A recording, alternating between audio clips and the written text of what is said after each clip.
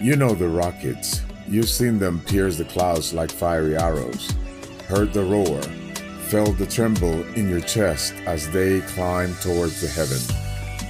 You know the countdowns, the missions, the moonwalks. You know the astronauts' names: Shepard, Glenn, Armstrong.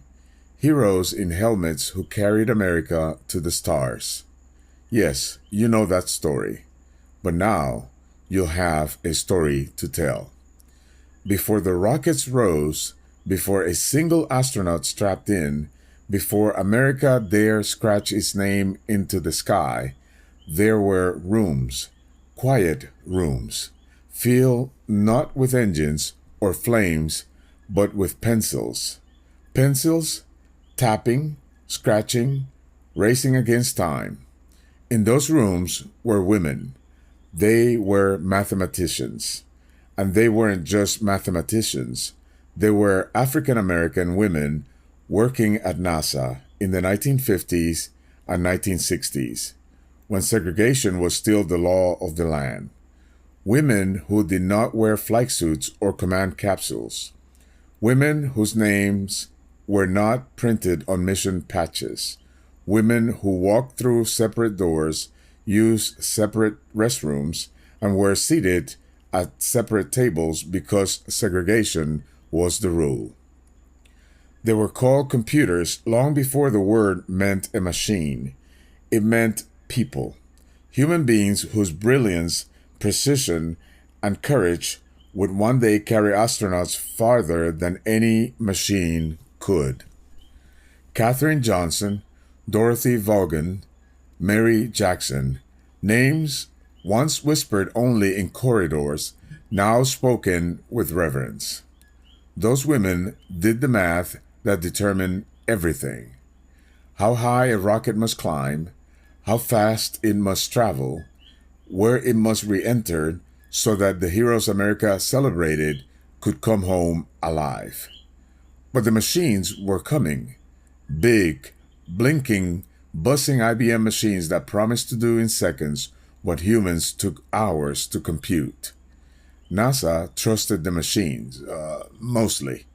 But John Glenn, America's golden boy, preparing to become the first American to orbit the Earth, wasn't ready to bet his life on a mostly. He wanted certainty. He wanted trust. He wanted her. Get the girl, Glenn said. Have her check the numbers. If she says they are right, I'll go. The girl was Katherine Johnson.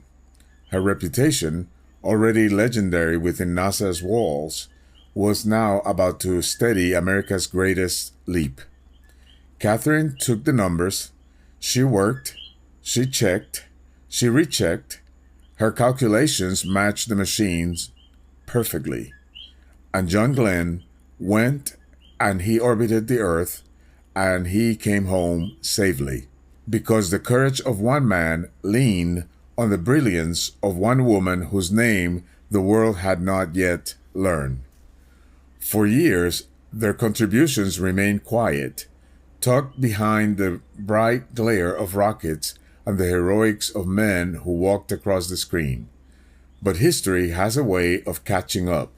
Truth has a way of rising like a rocket when the time is right. And now the world knows their names. Katherine, Dorothy, Mary, women who helped America reach the stars long before America reached them. Greatness is rarely a solo act. For every hero on the launch pad, there are countless unseen hands holding the mission together.